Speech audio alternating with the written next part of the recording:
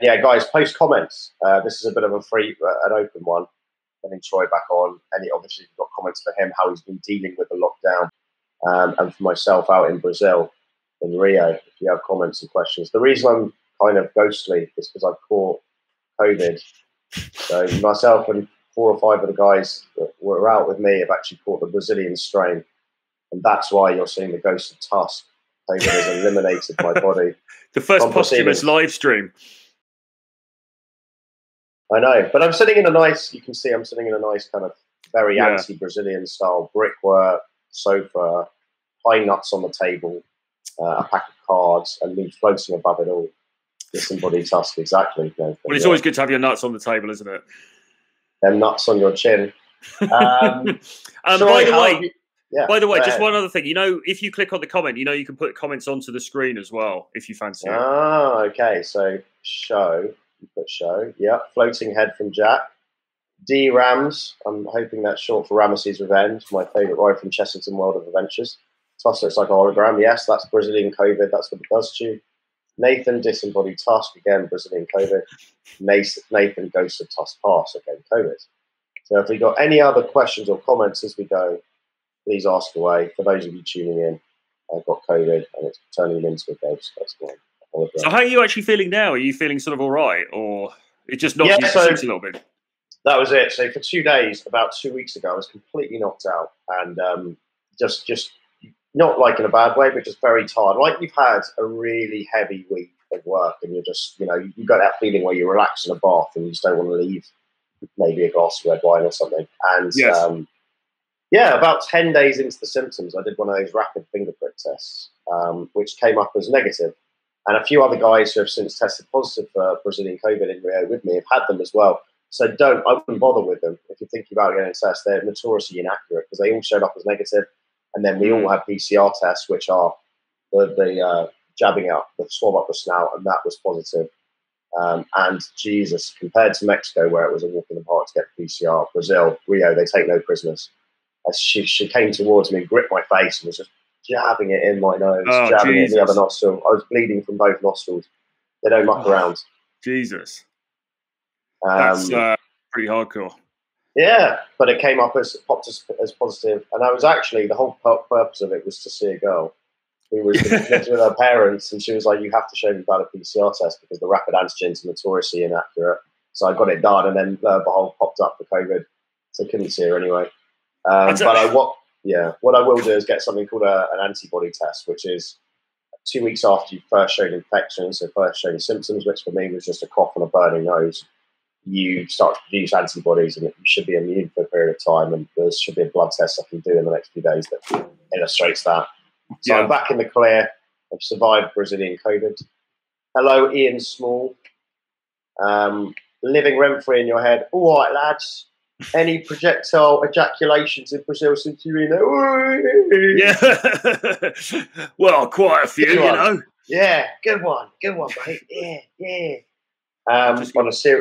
On a serious note, we've been with some students and they're doing really well. And obviously, if you're a gringo out in Rio, for those of you who don't know, who missed the live streams I've done with Sam, you get a lot of attention here. The girls really do like meeting foreign men. They can clearly see that you are a foreigner. Yes. And so you get a lot of very strong, what we call indicators of interest. Essentially, them eyeballing you and smiling at you, which is, you know, you coming out and they're not. Yeah. Because obviously the culture is very Latin as well, isn't it? So they're not backwards about coming forwards, right? They are. That's a great way of putting it. No, they're definitely not. And it's similar to Colombia, similar to meeting Venezuelans and Argentinians to a large degree. Argentinians tend to be a little bit more arrogant. Met quite a few in Mexico.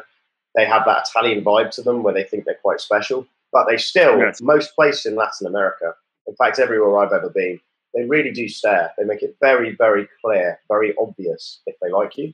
And that's great because all you've got to really do is walk up and start speaking English. There's a lot of guys who have gone to Mexico to work with Les, and I've been coming out to Brazil here. Initially thought, oh, I don't speak Spanish, I don't speak Portuguese, I'm screwed.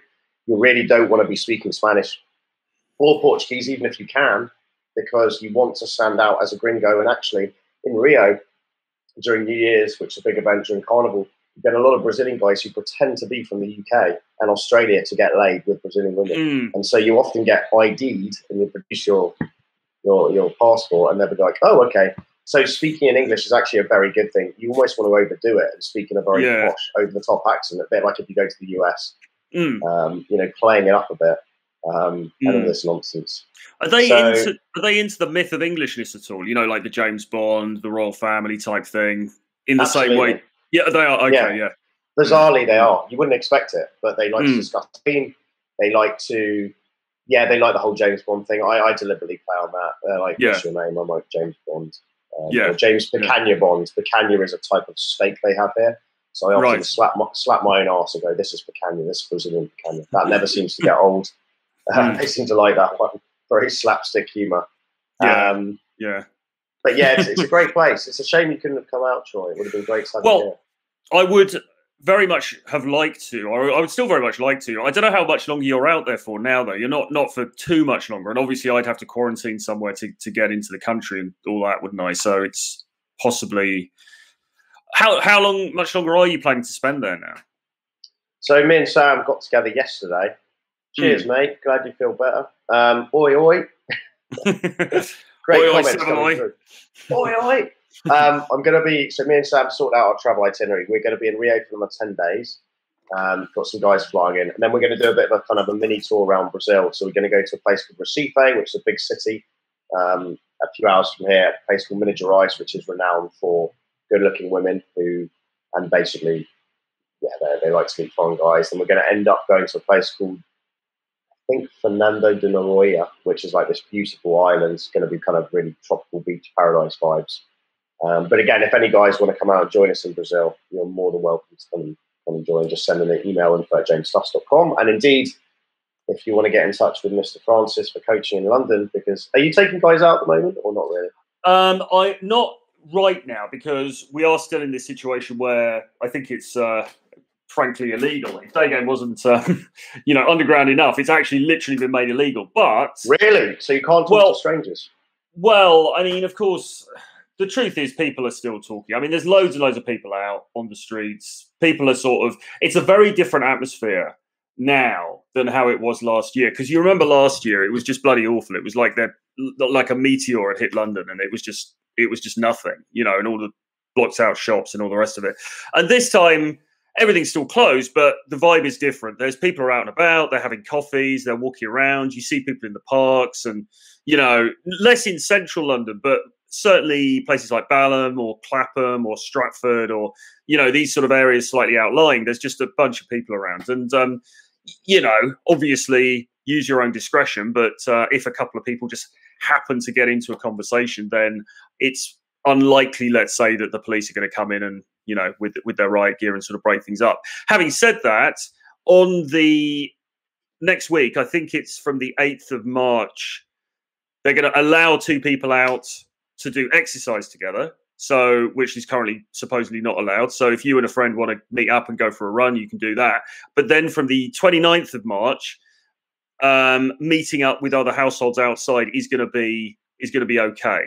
So 29th of March, I think, really is the green light as far as going out and doing day game is concerned, because at that point it will be okay as far as the rules are concerned. That's my understanding of it anyway. Speak to a lawyer if you're concerned, but that's my understanding, because households can meet, two people can meet up from different households outside. So game on, really, I think. Yeah, and then people have been telling me the date of mid-April for when things are going to mainly open up, and then I think mid-June, 21st of June, for when everything opens up entirely. Well, they're saying 21st of June, yeah, although it was thrown into a bit of a loop yesterday because they're doing the budget at the moment, and Rishi slipped in that they're going to extend furlough until September. So now people are saying, well, hang on a minute, I thought everything was open in June, and now you're saying furlough is going to be till September. So I don't know if Boris is going to pull one of his tricks again. But I think I'm hopeful that what they're saying is, basically stuff's going to open in June. They're going to keep the money pumping for a little bit because it's going to take businesses a while to get on their feet and stuff. So, Cool. Okay. Well, yeah, I'll be back in mid-April, so definitely good to meet up for a coffee, and maybe we could run an impromptu boot camp as well for the opening of London. Yeah. I mean, that would be good, because I reckon the vibe is going to be really good. I mean, but I think so as well. Yeah, just to say though, I mean, listen, I'm certainly working with students at the moment who have been going out, they have been approaching, and they have been getting results. So the idea that nobody's doing anything is inaccurate. And I also know from other people that the dating apps are going crazy as well. I know you're not a dating apps fan, but the point is that there is activity going on. Do you know what I mean? It's not like everybody's as you'd expect. So, you know, I think what we're going to see is a slow build up to summer, and hopefully, all being well, summer's just going to be, you know, it's kind of going to be off the hook, and not just here, but hopefully across Europe and across the world, right? I think so. I think it's going to be like I did history at uni, right? And there were tales of post Black Death Europe where it was a carnival atmosphere. Yeah, people were just going crazy in a good way, parties everywhere, because they were still alive, and they were like, yeah, I want to make the most of the short time we have on planet Earth. So it's not quite like that. I mean, people have obviously been affected by COVID, but I think just that pressure cooker of being locked down for a year for a lot of people that haven't been traveling. Yeah, I think this summer in Europe is going to be amazing. But yeah, let's definitely pencil in more details coming. But if you're up for it, we can pencil in a joint boot camp. Me and Troy will be running it. And if you guys, maybe we'll take 2 or 3 guys out mid-April, smash the streets of London, and that'll be quite cool. I'm definitely up for that. That'll be really good, because you know what it's like. I'll tell you something actually I've noticed as well this time, which I also noticed last time, is that maybe it's just me. I don't know if anybody in the chat's noticed this as well, but I reckon the IOIs are significantly higher at the moment in London than they are in normal times. And, you know, it's pretty obvious why. The girls are just like... horny. yeah, exactly. So now, all of a sudden, you know, you're walking down the street and you're just getting these IOIs coming out of nowhere. And it's like, what, you know, what is this? Has this suddenly turned into Kiev or something? But, you know, it's like you take it away, and people just want that interaction, don't they? They just want that, you know. Completely agree. And I noticed that when it did open up temporarily during Halloween in November, where we run a big boot camp, and it was about 12 students, and you were there, I was there, Les was there, a few other guys were there. You could see, you know, the way the students were doing. The girls were super receptive, because we always think of it from our point of view of, oh, we're getting nervous, we're getting rusty, we're horny. We forget from the other point of view, which is women crave social interaction. They literally live for it. They can spend hours chin wagging away to a friend in a coffee shop, whereas we'd turn up and go, did you get the job done? Or what was the score? And we run out of things to say in 5 minutes. They actually thrive off, you know, they get genuine, you know, endorphin fix from socializing to a large level. So I think we completely forget how much they've been lacking this interaction. Yes, maybe they've been using dating apps and things, but it's not obviously the same as a guy coming up to them in the street and then, you know, them enjoying that conversation, giving her the gift of flirting with her, all this stuff, teasing her, being playful. She's loving that. So yeah, I think as the weather gets better and as things open up in the UK, it's going to be phenomenal this year. I'm super excited to come back in April.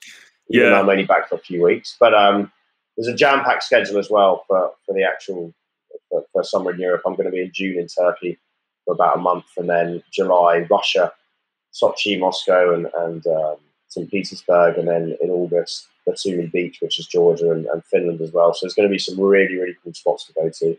And I think everywhere's going to be fully open by then. Well, I hope so. I've actually got a Russian visa, which I renewed because I've got the year-long one. And how do you slide that for guys that are maybe looking to get to Russia this year? Talking about loopholes, how the hell did you get a year-long Russian visa? Because you don't look like you speak much Russian. I don't speak very much. I'd say spasiba. That's about it, really. It's not difficult. It's not a difficult process. It is quite expensive, though. And unfortunately, I sorted mine out towards the end of last year, and then obviously there's been no opportunity to go because, you know, obvious reasons. But you just have to go to a visa. If you're in London, there's a number of like visa offices, and they will sort it out for you. So you go in and you say, I want to get a business visa to go to Russia. And what you need is a letter of invitation from a company in Russia to allow you to go into the country. But in practice, the way that they do it is that for a fee, the agency will facilitate. They will source you a letter of invitation, which they then get, and then they process the visa. and it all goes through very quickly. Now, the agency I use is in Kensington. It's quite near to Notting Hill, actually, near to Notting Hill Tube Station, and they are very near to the Russian embassy, and they actually work very closely with the Russian embassy. So this is all perfectly. This is just the natural way that this stuff is done. Surprisingly, so yeah. I mean, you've just got to go in. You've got to fill it. You can get them to fill in the forms as well, because the forms are just the website used to be really, really old fashioned, to get the visa, but they can sort all that out for you. They can basically do everything, and all you have to do is give them the passport, take it away for a bit, then you go and get it back. You also have to give fingerprints and things like this. So it's a bit of a faff. There's no reason. You don't need to say I'm working there, or there's no reason you have the visa. No, I mean, I said to them, look, I'm a digital marketing. I've got some contacts over there. I want to go and see them and stuff like that. But it was very cursory as far as they were concerned. They weren't really bothered. They were just like, well, have you got the money you're going to pay us, sort of thing. So it's a pretty straightforward process. Obviously, then you can also get the tourist visa. I think you can get a single entry, and if you fancy a bit more, you can get double entry. I think they call it double entry. What a name. Yeah. How much? Do you mind sharing how much it was roughly? The annual one is about £700, so it's not cheap, but not cheap when you weigh it up in the grand scheme of it. It seems like a big hit in one go, but that's essentially an expensive return flight from Thailand if you book it at the wrong time. Yeah, right? And you get access to some of the world's hottest women. You can just swan in and out as many times you want. And you can, exactly. And then when you think about it, the tourist visas themselves cost a couple of hundred, don't they? I mean, the tourist visas aren't cheap. So, and the other thing was as well, you could pay less. The reason that it was 700 is because I also paid to get it done really quickly. They did it within about 5 days. Whereas otherwise you have to, if you give it, you give it to them and they'll sort it out, but it takes a month. So basically they've got your passport for a month, which I'm never very comfortable with. So I just expedited it, but you don't have to do that. And then it costs maybe about 500 or something. So it's, Yeah, I think that's sensible. I think anyone who travels a lot, they're not going to want their passport taken away for a month unless you can actually get 2 passports. There is a kind of sneaky loophole way of doing that, which my mate explained to me. He's an English guy and he has 2 passports, which is quite good. Oh, really? Yeah. Okay. I'll tell you how to do it afterwards. I haven't actually gone through with it yet, but it's super useful because then you can do stuff like that and not have to worry about it.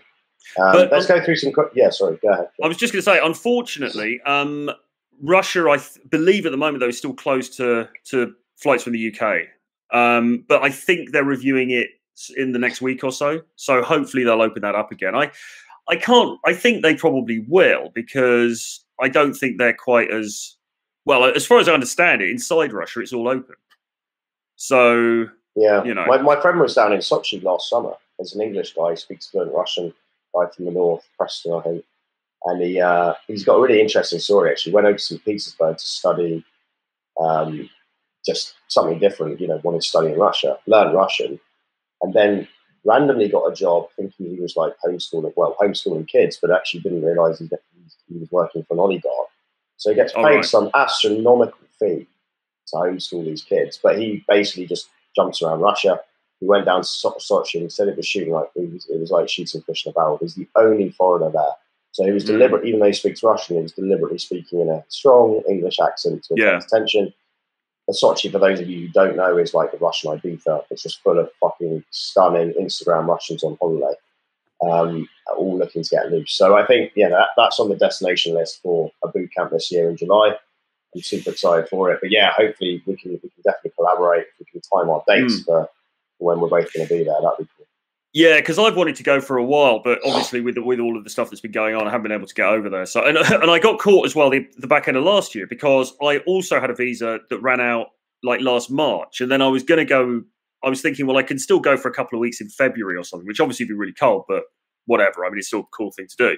And then I was just watching the whole world collapsing, and I was just like, do I really want to get caught in Russia in the middle of the, and obviously nobody knew what was going to happen. So I didn't end up going then. And then the visa expired. Then I get it redone, and then I can't go in again because of this bloody thing. But hopefully by July. Yeah. Let's race through some of these comments. Tusk, how was COVID? The Brazilian strain is supposed to be very lethal. The UK media reports that everyone's dying in the streets. I can confirm that's not the case. I mean, I just felt tired for a couple of days. Now I've got like a burning sensation in my nose, but I first got symptoms 2 weeks ago, so I should be relatively in the clear now. Baja, California, very time. The two legends are here. Gringo Power, glad you feel better, mate. Sicker Fossey gone. Oi, oi! Could you travel freely if you test positive with the antibody test? I was hoping so, but no, I believe the standard, industry standard that all the airlines and places demand is the PCR, until, of course, you've got vaccinated. And then you'll have a vaccine passport showing you've been vaccinated. I think you're good to go. You don't have to do the PCR test. Jack Napier, wow, it sounds like my country.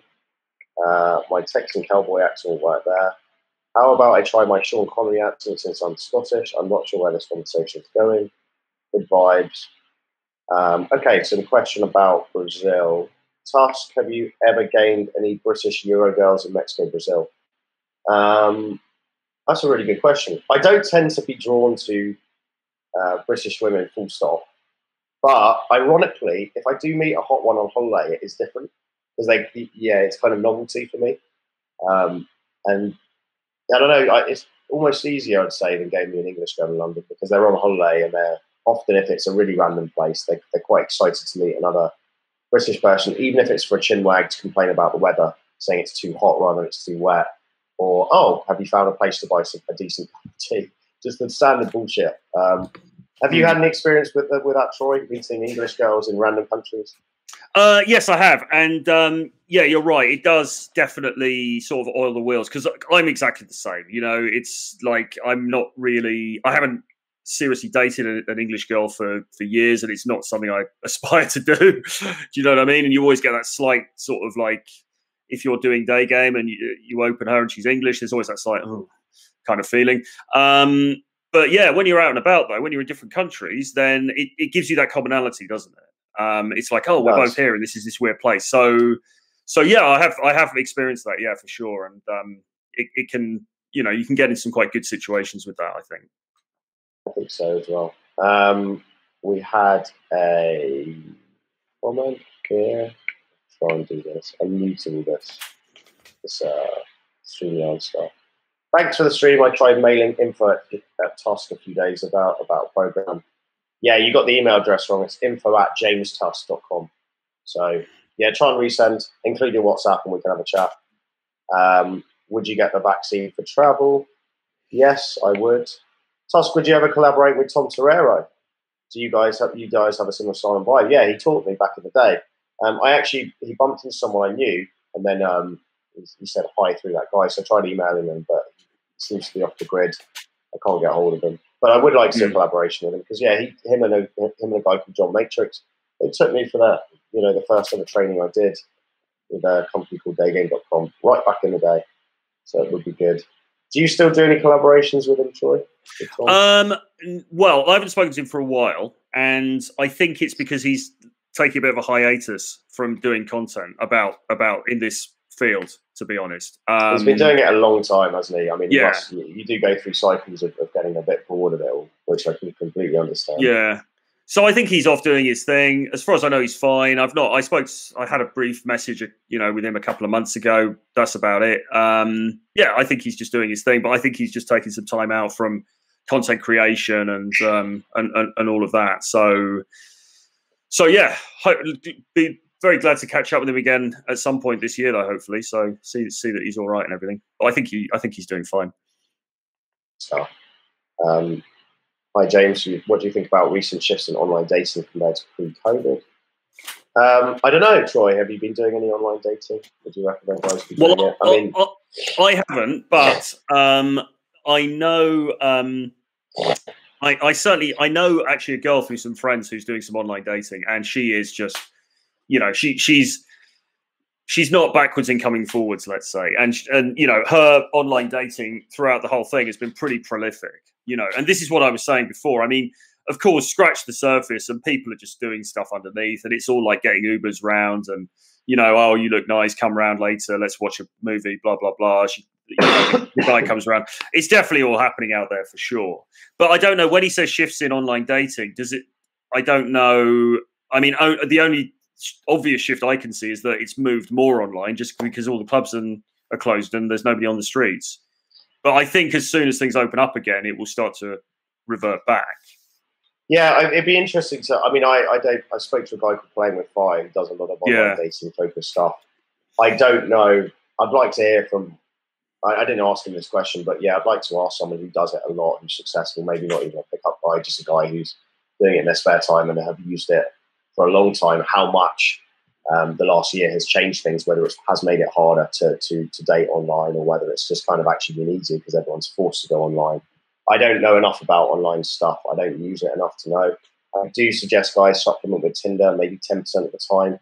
Just in certain circumstances, like pipelining leads before you arrive in a foreign country, you can set your location, which is something I often do. Yes. You know, especially like new city in Brazil, set my location there, swipe through, start speaking to some girls, at least get some tips of where the best areas to stay in, where the best bars are, what the situation with lockdown is on Tinder itself, or get them onto WhatsApp and have that conversation. And then potentially meet a couple of them, you know, just get the momentum rolling when I arrive in the city. It's quite easy to do that the more far away you go because you're just more of a shiny object.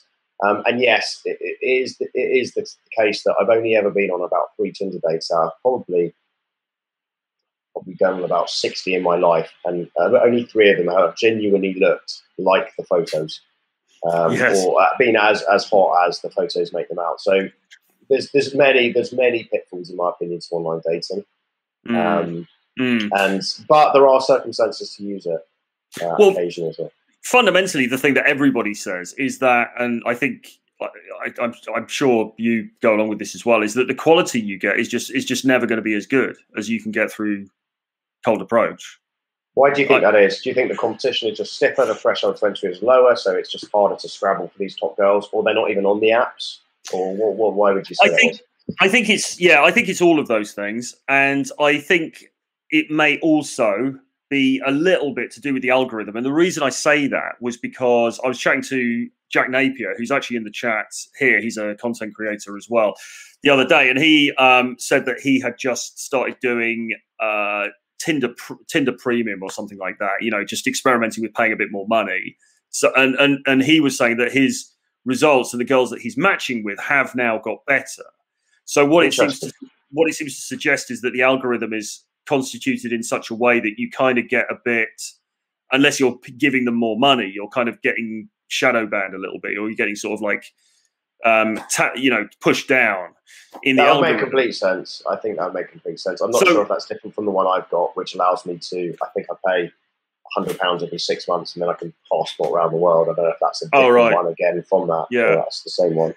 I think it's probably doesn't help. And then, of course, even when you do get access to the whatever top tier girls are on there, then you're just, you've got all the competition of all the other guys as well. So I think it's a combination of all of these things.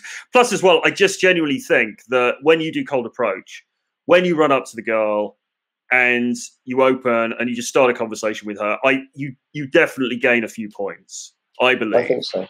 I agree with you. You definitely gain like 2 or 3 points. In many cases, unless she's like, it's happened to her 5 times on Oxford Street, she's just like, oh, F off. But in most cases, she thinks, well, that was quite ballsy. This guy's got something about him. And it just frames you as more attractive immediately before you're even doing anything else. You know where you stand as well. Like, you go on a date and you built immense value just from having the balls to have over conversation. And it really is a case of the girl is coming out, she's hoping you succeed. She's obviously going to test you a bit, but it is a case of really just escalate and build some comfort and get the job done in a lot of ways. So I completely agree with you. Like, you go on a Tinder date and you've got no value, you're going in basically blind. It's essentially a blind date. Yeah. And you might have thought you built some sort of value online, but the fact you met her online means you haven't. Because she's like, oh, this guy, a guy with serious options, why would he be online dating? Why would he be swiping through? That's the opinion that I've asking girls. Again, it's not maybe listen too hard to what they're saying in terms of is it really accurate, but there seems to be some theme when I have like just jokingly asked questions like that. They're like, yeah, well, why would a high value man, or the guy's maybe a bit of a loser, why is he online anyway? Because confident guy can just talk to anyone. And so they do understand it from the flip side. I don't know how much they're really analysing it, but a very hot girl. are you going to find her on Tinder? You might find her on one of these high-end inner circle style apps. But again, the very, very hot girls that are hanging around these very high-value men, or private members clubs or whatever, which apparently have still been open a lot during the lockdown secretly. Is she needing to use online dating? No, I don't think so. But day games always seem to me to be a hack. It's a way to hack the system, isn't it? Because you can get in front. It's a hack. It is a hack. But you still have to have some value there, right? And what happened to me was, we discussed this before, but it was almost a party trick. And then girls were showing up on a date and then seeing straight through me because I had no inherent value. I wasn't leaving an interest in life. I didn't have my shit together. And actually, at times, they get quite angry because they've been Houdini. They've been bamboozled into like thinking it's an alpha male guy. Because who the fuck would meet a girl like that on the street? Very ballsy, very direct, and they see straight through it. So it is a hack, but you need to then back up the value. And if you want the end result, which is what most people do, which is actually bring that girl into your reality and be dating non-exclusively 2 or 3 very hot, high-value girls, there's no way of faking that value. You have to build that behind the scenes. Yeah, you're right. I mean, do you agree with that, or? Yeah, I mean, when I said a hack, I mean, but of course you still need skill as well. It's not a hack in the sense that it's easy. It's just a hack that you can get in front of girls and women that perhaps you wouldn't have had access to otherwise. But I completely agree with that part. Like, there's no way you can, with nightclubs not being open, most of them are locked away. Even if they are open, the VIP section, they're not on these dating apps. The fact that you can actually man up and step off a plane and have the social skills, go and fly to Moscow and actually meet some of these girls that normally you would never see in real life. I mean, that itself is what attracted me to day game. The fact it is a massive hack in that regard. You can actually put yourself in front of these women, which most guys do. They just never have access. Well, I remember a couple of years ago, I don't know if I told you this one before, but I basically got the phone number of this very attractive girl. She was Latvian, blonde girl, and she was actually working in one of the big department stores at the time, and as a personal shopper. And I was in there and I got her number and started texting, and then we went out a few times, and she was, I know that it gets overused in this space, so she was a 10, all the birds I pull a 10 sort of thing, but she was up there. She was, I would say, a high 8 and probably a 9 on my scale. But I mean, this was a petite, very aesthetically pleasing, blonde haired, slim girl. I mean, this was, and we went out a few times, and we ended up going to and she was very princessy. We ended up going out in Mayfair, went to Novikov and, all this kind of thing. And it was, and she was telling me about the guy that she dated before. The guy that she dated before, she was saying like, oh yeah, well, he wanted to take me to this Tony Robbins event, bizarrely. And he said, oh, so, we went in his private jet. And I'm sort of like, and I'm there sort of competing with that. And it's like, with the best will in the world, it's sort of, you can spark attraction and you can get so far. But there is this reality of, the wider world, isn't there? What she's expecting, what she's accustomed to, what she's used to. And sometimes it's very hard to break that glass ceiling, right? I think that's a very good illustration. Out of interest, because Novikov's quite high end, was that her suggesting, or were you just thinking, I've got to compete, so I'm going to take her there, or how did that play out? I've got look, I mean, this is probably a bit chody, but she was really princessy. She was like, oh, well, I suggested Soho or something. She's like, oh, I only like to go out in Mayfair. And I was like, all right, I'm folding into her frame here, but what are you going to do? Do you know what I mean? I may as well give this a shot. And I was quite curious to check out the bar in Novikov anyway. So it's actually it's a very good bar. I mean, there's some serious talent in there. It's a good, it's a fun place anyway. So yeah, I kind of went there, and I mean, I know, of course, classic game theory. It should be my frame. You'll come to Wetherspoons or nothing kind of thing. But in reality, I think sometimes you've got to go where the, you've got to go to the source, haven't you? Sometimes with these things. So yeah, and I think you make a really good point, which is if her reality is hanging around, very, very high status, very uber minted men, it might be the whole kind of Jack and Kate from Titanic vibe, where she wants to kind of slum it because she's horny, or she's up for just going to Wetherspoons, or taking a massive step down, going to a dive bar in Soho. But if she's not really that, and she's seeing you as a potential suitor, but she's just used to hanging around with these type of men in these type of circles, you have to play into that world. But then I guess what happens is, if that's not really your world, it really is probably just a case of trying to sleep with her once, and then nothing's going to happen because she's just Well, too used to a different type of reality, and you're living in not a bad reality, but just a reality you enjoy, which isn't that reality. So is it really ever going to work? There's too much friction. Yeah, exactly. I mean, I think Tom's model was much more sort of like, well, I'm traveling around in a van, so I am the dirty secret kind of thing, effectively. Like, there's no pretense that, I've got some kind of glam lifestyle at all. It was quite the opposite. And of course, many girls will buy into that, but I don't think all girls will buy into that. And I think it's going to act as a very strong filter system, and he's doing it very much on his terms. But he's going to, there's some girls who just aren't going to play ball. Like, they're just going to be like, no, you don't. And I mean, in my experience, like dating, I have dated a few very high end where they're just used to that kind of extreme levels of wealth. It might be family money, or it might just be people they've previously dated. They're very attractive women, so they just hang around in these almost celebrity circles.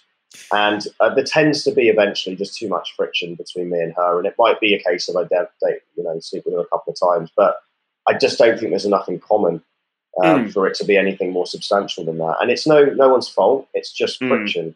There's a great book that I really think covers everything to do with dating called Models by a guy called Mark Manson, who now, he used to be a dating coach, now just sort of kind of overall author. He wrote a book which many guys will probably recognise the name, which is Subtle Art of Not Giving a Fuck. It's like a bright red cover.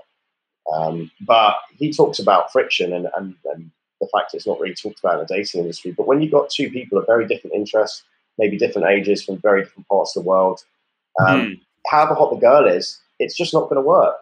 Yeah. And you've got to look beyond that and just think, well, do we actually have any commonalities? Do we actually enjoy spending time with each other? Or is it just a case of me trying to get her into bed because she's an extremely good-looking, young, feminine girl?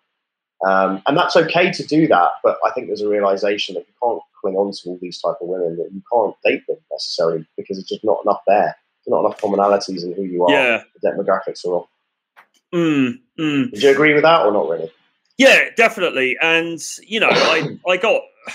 she came back to my place, came back to my place, and we sort of like, a bit of stuff happened. But I was at the time living in this very seedy place, actually in the centre of London. It was in Shaftesbury Avenue, but very, very seedy place. And, Shaftesbury Avenue is great, though. That's right. It's right in the mixer. I love that. Well, it's great. It was great as far as logistics were concerned in other situations, but with her, we're going up this like seedy staircase, and she's like, "Oh, it smells of cabbage here," and it's sort of like, and you can imagine the ex-boyfriend's like sort of penthouse or overlooking Hyde Park or something, and it was just like, with the best will in the world, even when there's attraction there, this is just not really gonna turn into anything. Do you know what I mean? So too much friction.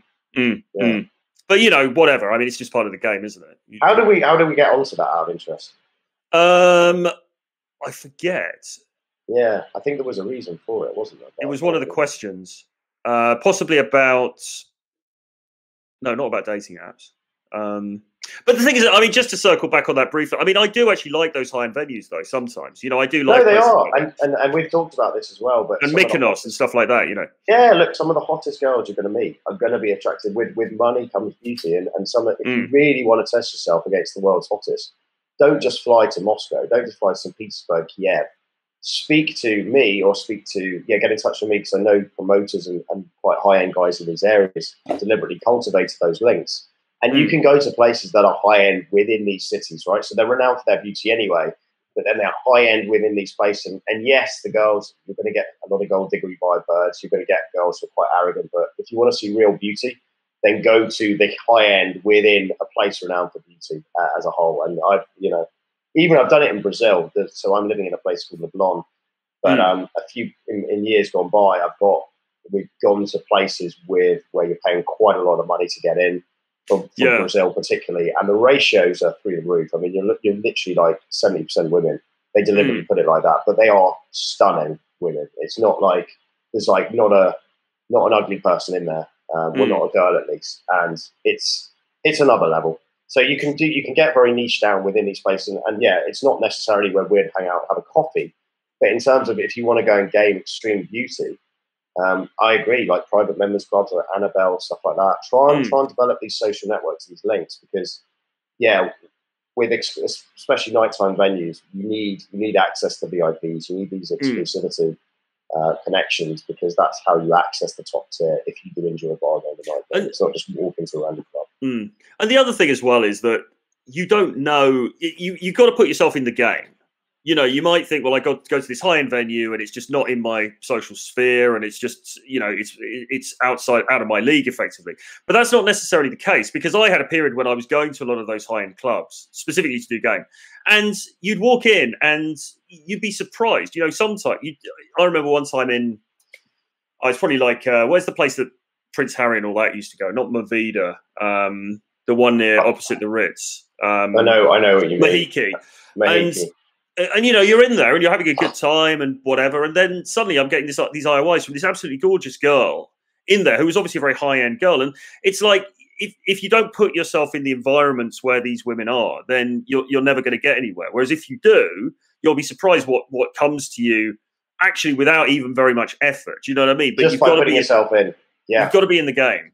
Same with being. I've got a friend who's a member of the Soho houses, like the members clubs, and I've gone in there with them a few times. They've got different branches in Soho. I think they've got one in Hammersmith. They've got a farmhouse version in Oxford. I haven't been to that with them, but I've been to a couple of the others, and the talent in there is insane. And just because you're signed up to it, you're automatically basically green lighted to say the women are like, oh, he must be high value. He's in here. Yes. So, you know, I think the whole point of why we got into day game was because we liked the fact we didn't have to do all that crap with, you know, networking and knowing people and entry fees and stuff. But yeah, again, if you are traveling to these countries, try and be as social as possible. Try and make connections. Again, get in touch with me, get in touch with Troy, because we do know people in these different cities. And it is worth going, you know, maybe one day, slapping on a blazer, a decent shirt, some decent shoes, and just going into one of these places to see what it's all about. And also, the difference I find, again, it's very different. If I walk into a place in, a high-end club in Chelsea or Mayfair, where it's predominantly a lot of English women, they would kind of, I don't want to say see through me, but they can tell very quickly we're not the same socioeconomic class. We don't mix in the same circles. I'm not hanging out with the cast from Made in Chelsea. I don't know Prince Harry. They know all that stuff purely because of the way I speak and the way I act. Yes. Whereas if you go to places where the women are foreign, maybe they're in London or maybe you're in a different country, you kind of bypass a lot of that stuff because you're just like an English guy to them.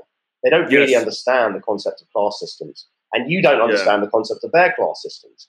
So you can kind of bypass all that shit. You don't need to think about it, and you can do a lot of damage. Now, it's still going to come down to eventually, if you're dating them, you've got to have some shared interest commonalities, but yeah, you kind of avoid that whole problem of class systems when you're dating women from different countries, purely because you don't know about it, they don't know about it. You're just seeing her as a Russian girl, not like an oligarch's daughter, right?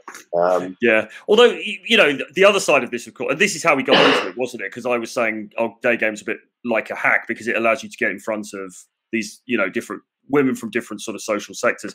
But I remember one time, equally, I ended up dating this girl who was the daughter of an American general. And he'd been instrumental in, I think, in taking down the regime in Romania. I mean, he was like a serious top brass, and she was at that university. I don't know if you know Regent's University in London. It's sort of a private university where a lot of rich people's kids go, and they basically just pay for them to go there. You know, it's all like oil baron, you know, sort of shipping magnates kids and this kind of thing. And she was going there, and she was, you know, she again, top tier girl, really very attractive, high society type girl.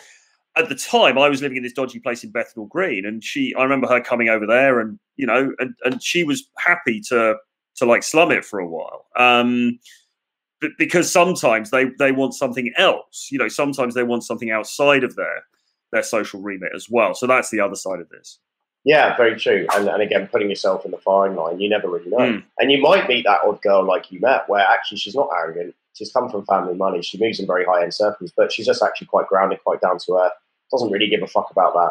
And I have met women like that in Mexico, in Colombia, where they're living in these gated kind of estates, massive amounts of money, armed security, but all they crave is a bit of normality. So you just never know. You have to go up and just figure out what's what. And have the balls, I think, despite how hot she is, if you really aren't going to get on because you think she's super arrogant and she's just a bit of a princess, have the balls to actually walk away. Because that takes balls as well, especially if, you know, the hotter the girl, the more we tend to overvalue her, even if there is friction in terms of the personality, or even if maybe we don't actually like what they represent as human beings. We find it incredibly hard. You know, you sniff a chance of maybe getting her into bed, and you just think, well, I'll bend all my morals for this. But what I've realised from doing that previous is you don't feel any better for doing it. It's almost like you feel worse. Yeah. Because you basically thrown your, I guess, your standards and morals and boundaries as a man out the window just to get a bit of hot ass. Yeah, especially if you end up sort of, you know, jumping through her hoops to some extent. And she's basically mugging you off to a degree, you know, and then kind of semi-rewards you with an often average lay. And then, you feel like an absolute prick, basically. You just bent yourself over backwards to get a girl into bed who was never really into you, so you started chasing her. It does raise an interesting thing about day game, though, doesn't it? Which is that what I love about day game and game in general is the randomness of it, because you are literally throwing yourself out there, and these are people from different walks of life that you're meeting, and some of them you wouldn't necessarily, you probably wouldn't have met otherwise. And it's a really fascinating thing, isn't it? But it does also raise this whole issue of some people just aren't that well attuned, you know, like, and that's nobody's fault. It's just like you come from totally different worlds, you've got different attitudes, different whatever. It's just not going to gel. But other people you do, and part of the beauty of it is the randomness of that, I think. I think so as well. And I used to love that, because you just never know what you're going to get. You can be more targeted with your game. So if you like culturally intelligent women, absolutely do what Fluid Social and my mate Sam does, and go and game in, you know, art galleries in Trafalgar Square when they're open. If you do happen to like girls that you know are going to be in good shape, go to places where you're going to find girls sunning on the beach, or go game in gyms, or game in yoga classes. So you can be more targeted with it. But I agree. I think part of the beauty is when you go up and you kind of, you flirt with a girl, and you know the structure of how to run a day game conversation properly. You can trigger these amazing reactions of women of completely different backgrounds, and ethnicities, and ages, and it does seem like a superpower to some degree. And now it doesn't mean you have to try and sleep with all of them, because maybe when you get 5-10 minutes into the conversation, or maybe she comes out on the date, you actually realise we've actually got not much in common here.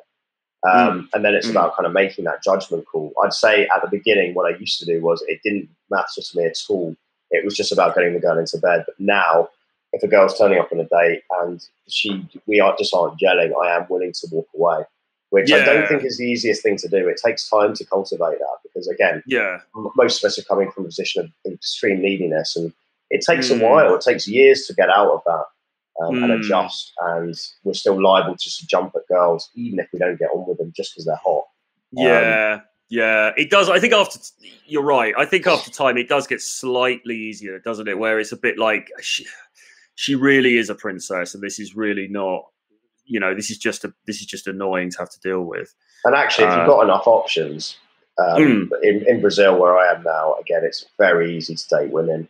There's a lot of options, because they like meeting foreign guys, and you can just walk out, and you're speaking in English as well. I'm actually deliberately, you know, if girls are playing silly buggers, however hot they are, I'm just not even asking them out. Whereas the old me probably would have done that. And you've got a right to be a bit more picky. So again, it stems down to how abundant is your dating lifestyle and mindset. And are you approaching enough? Because at the end of the day, if you had to boil it down to the Pareto principles, what's the 20% that gets you 80% of the results? In my experience teaching a lot of guys over the last few years, they do not approach enough. And so I'm always saying to guys, look, if you're able to do 4 or 5 approaches a day, every day, that's going to put you in an amazing position. Not only in terms of just options, because you need to be playing that numbers game element from the full cold approach, but also just downgrading your own neediness, because you're constantly interacting with women in some format. Women can smell that. And you're not going to be sending needy texts. You're just going to come across as quite an attractive man. They can just tell you're interacting with other girls. That pre-selection element is so big. But it's as much as keeping yourself unneeding, I feel. I know obviously it's harder for potentially people that have been stuck in London that want to follow the rules. But hopefully that's going to change soon anyway. We should probably hit some of these questions, because I've been letting them pile up. I'm just going to turn the AC on, Troy, but maybe you could answer this one quickly. Well, there's a number of books that I found particularly valuable. I mean, the obvious one is The Game, which I haven't read for actually quite a long time, but The Game was the thing that started me off on the whole journey. And then after that, Mystery Method. The book Mystery Method is really still, I believe, key in terms of structuring a seduction, in terms of structuring a game scenario with a woman. So I think Mystery Method. I would also really recommend The Art of Seduction by Robert Greene, and I've been breaking this down over on my channel over the last few weeks, and I think it's a fantastic book. It's not a sort of how-to game guide. It's not like, right, so you walk up and you say, hello, you look nice, and I think you're French. And it's not like that. It's very sort of cerebral. Like 48 Laws of Power, if you've read that, his stuff is very cerebral. It's very intelligent. He references a lot of historical figures, brings in a lot of anecdotes and stories from the past to illustrate his points. But a lot of the underlying stuff in this is really, really sound, I think, particularly around attraction and what really attracts people. And he goes, as is typical with Robert Greene, he goes a little bit dark. He goes a little bit, he talks around the sort of the bad boy aspects of things, and the fact that actually what many of us, all of us, but in this context, women are attracted to is not the squeaky clean guy. It's not the guy who's just the super nice. You've got to bring a little bit more to the party in terms of friction. And I just think it explains all of that really well. I got loads and loads of stuff out of that. And I only really recently read it, like about last year. But I realized that a lot of the stuff that I've been doing in game was actually reflected in that book. So I definitely recommend that one as well. That's an interesting one. Do you think there's? I love Robert Greene's stuff. I think there's a book he read called The 50th Law where he collaborates with 50%, and the law he talks about his fearlessness is actually brilliant. And one of my favourite books of all time is his most recent one, which is Laws of Human Nature, which is almost like a kind of a guide to how people think. And I think it's brilliant. The only thing I'd probably say if I was playing devil's advocate, which is there something to be taken from it, is we're assuming he's a bit of an armchair gamer, right? In the sense that, is he really out there seducing women? So with that in mind, does he get the right to kind of say what works and what doesn't? I would agree with that, actually, because if you look at pictures of Robert Greene, you see him being interviewed. I mean, he doesn't naturally seem like he's hitting the club, and he's got a couple of girls in the jacuzzi and throwing the dollar bills around and stuff. He doesn't seem like that sort of dude. But just on a sort of, I mean, the one thing to say is he brings to bear a lot of examples in this. So he's saying, look at this in literature, look at this in history. I don't agree with everything he says, because some of it does go a little bit like, he will talk about flattery, for example, and say, flattery will always, is always a key part of a seduction. And of course, we know that's not necessarily the case, because if you flatter somebody too much, she's like, you come across as a chode and she bats you off. So there are certain things that I don't agree with, but the stuff about really like the core elements of attraction and how attraction is actually can be quite perverse sometimes, I think is instinctively to me feels right from everything that I've observed. So, but I do take your point. He's clearly not somebody who's out in the field. So you've got to bear that in mind when you read his stuff. And any other books you'd recommend game-wise that have really helped you? Well, I was just talking about Mystery Method, because I do think Mystery Method is one of the key sort of texts, really. You mentioned models. I need to brush up on models, actually. It's really good. I'd actually recommend it as an Audible book. I read it when I first started this stuff about 5 or 6 years ago, and I've got completely different things from it now. I think it's just because of my development within this. But I like his message. It's hard to explain what it is, but it really is all-inclusive in that it covers lots of different areas. He really does talk about the fact you should look as good as possible. You should hit the gym. You should have your fashion on point, and then all these elements. He talks about the fact that basically one of your limiting factors is is based on how many girls are actually able to approach. So he is advocating a lot of approach, which I always think is good, because I don't like people that say you don't have to approach. That's the whole building and they will come stuff. It's just not true. So there's a lot to take from it, but I'd highly recommend get it on Audible. It costs like £6 or maybe $8. It's a very, very good investment. He talks about a key area for me, which is non-neediness. We've all had it where a hot girl's into us and it's off-putting when she's constantly texting us. You could multiply that feeling by 100 the other way around. If a girl thinks you're basically willing to drop everything to see her, you're dead in the water. And I think a lot of the girls in the early days, I think why they were going off me, I was just coming across as too needy. Because I was desperate to get laid. And he talks about that. Very, very all-encompassing book. He's a very smart guy. And actually, if you just go on his blog and read his non-game articles as well, They're brilliant. I remember sending you an article of this called "Fuck Yes or No," which is basically saying, right, if you're not 100% into the girl, don't date her. Save yourself time. Save both of the time, which I thought was a brilliant concept. Yeah. Another one that I'd say is actually good. Did you ever read the blog Chateau Artiste? Yeah, that was brilliant. That was brilliant. That was really good. And actually, if you go online now, someone's surfaced the archive, so you can actually access all the old articles. Someone bothered to put every single article back online. Oh, right. Okay. Because what there is on Amazon, there's a book called Artiste on Game or something, HEARTISTE on Game. And if you get that, and I think it's slightly contentious because I don't think it's actually him that did it. So maybe somebody's pocketing some money out of this. But nevertheless, if you get that as a Kindle book, it's got all the game articles and not the political stuff, because the political stuff, it was a bit ranty. It went off the deep end. So I wasn't, but the game stuff was fantastic. I took a lot from him. I took a lot from Rational Male, obviously, by Rollo Tomasi. Haven't really read a lot of this stuff, and there's a tendency, I think, with a lot of guys to read that and get quite bitter because they're not taking action. But definitely his first book, The Rational Male, was really good. There's an English version of him, a Red Pill blogger called Illimitable Men. He's got a brilliant website about an archive of about 70 articles. They're very well written. He's a brilliant writer.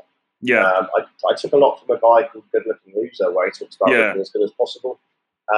Obviously, Torero, his podcasts for me were instrumental. His book Street Hustle was pretty good as well. And obviously, we've got your material. You're running a promotion on your stuff, right? Your books with me. Yeah, absolutely. I mean, there's literally 11 books that I've got in a bundle, all about game, about dating, the sexual marketplace, and so on. So I've got books like, the first book I did was called 7 Laws of Seduction, which is basically an A to Z. This is how you do game, real basics.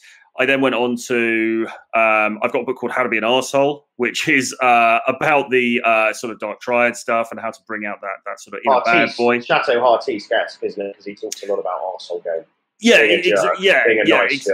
Exactly. And I've always been fascinated with that, particularly as somebody who was, I suppose, like a nice guy, like many of us are. We're brought up. We all come from that background. We all come from the too nice. That's why we're not getting results. Exactly. So then, how do you turn up the dial just a little bit so that you come across as more edgy? So that's what that's about. Then I've got a book called Still in the Game, which is about dating at a older, as you get into your 30s and even into your 40s, and various other things. I've got a series called 50 Shades of Game, which are about.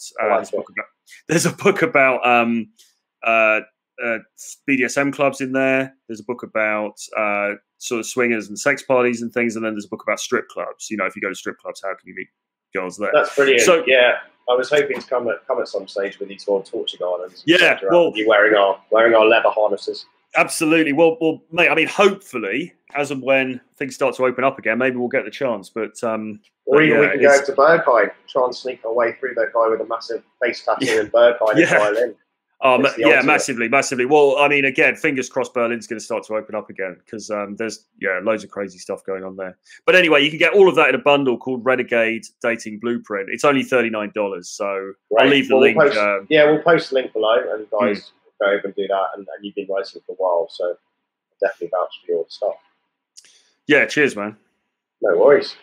Which part of London has the best vibe for game?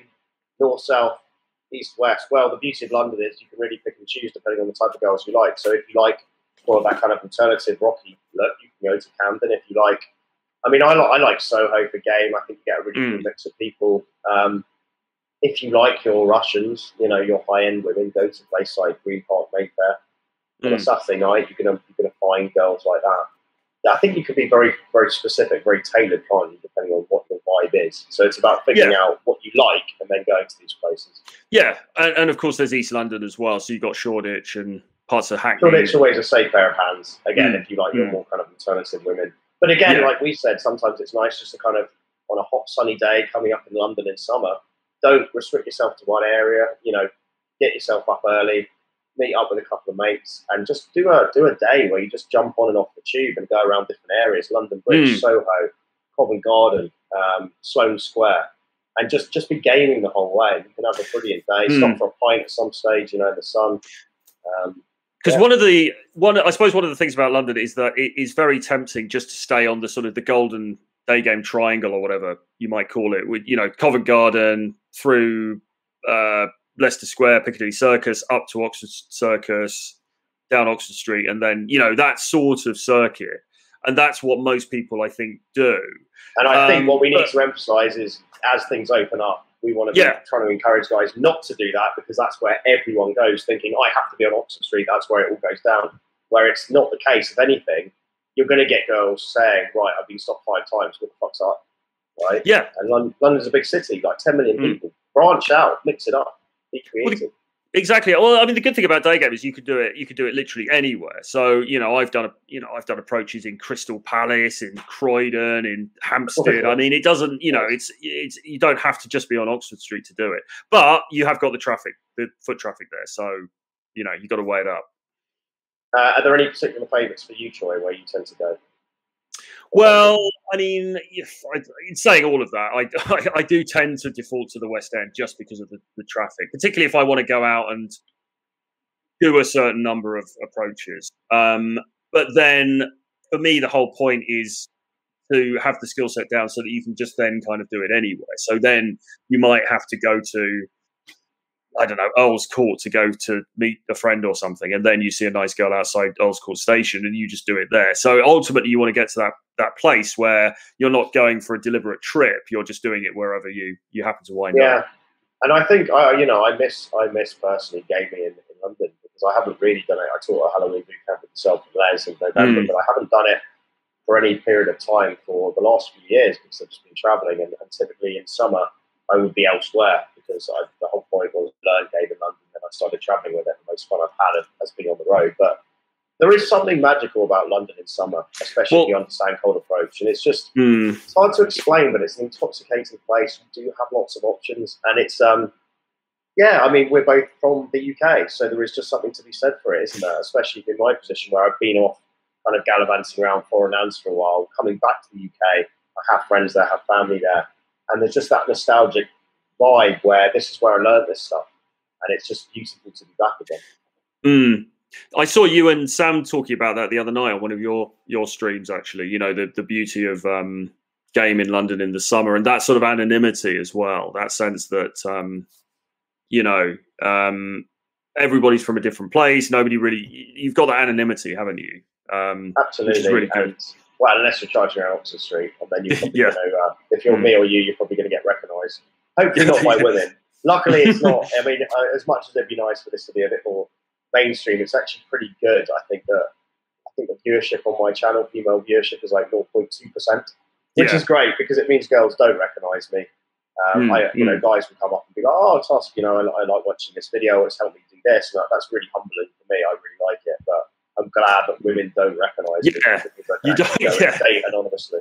Yeah, exactly. What are we going to say? So some of these questions. Here's one from Ayub Sami. Do you think men should date multiple women at the same time? No, I think you should go to church and say your prayers and and save it till marriage. What I